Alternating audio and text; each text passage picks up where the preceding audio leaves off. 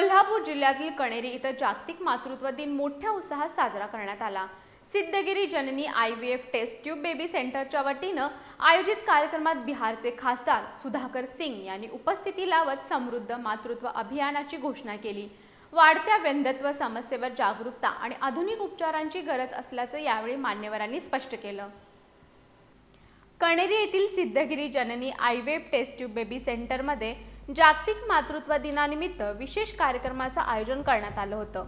या कार्यक्रमाला बिहारचे खासदार सुधाकर सिंग प्रमुख पाहुणे म्हणून उपस्थित होते। यावेळी त्यांनी सिद्धगिरी जननीचे कार्य भविष्यात देशाला दिशा देणारे ठरेल असा विश्वास व्यक्त केला।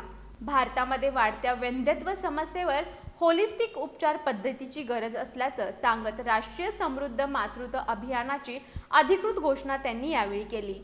कार्यक्रमात बोलताना सिद्धगिरी जननीच्या प्रमुख संचालिका डॉक्टर वर्षा पाटील यांनी बदलती जीवनशैली, ताणतणाव, आहार आणि प्रदूषण यामुळे वंध्यत्वाचं प्रमाण वाढत असल्याचं सांगितलं।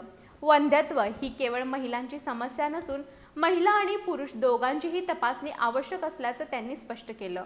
यावेळी विविध क्षेत्रातील डॉक्टरांचा सन्मान करण्यात आला। तसंच आगामी वाटचालीची माहिती पुस्तिकाही प्रकाशित करण्यात आली। कार्यक्रमाला महिला, नागरिक आणि विविध क्षेत्रातील मान्यवर मोठ्या संख्येने उपस्थित होते।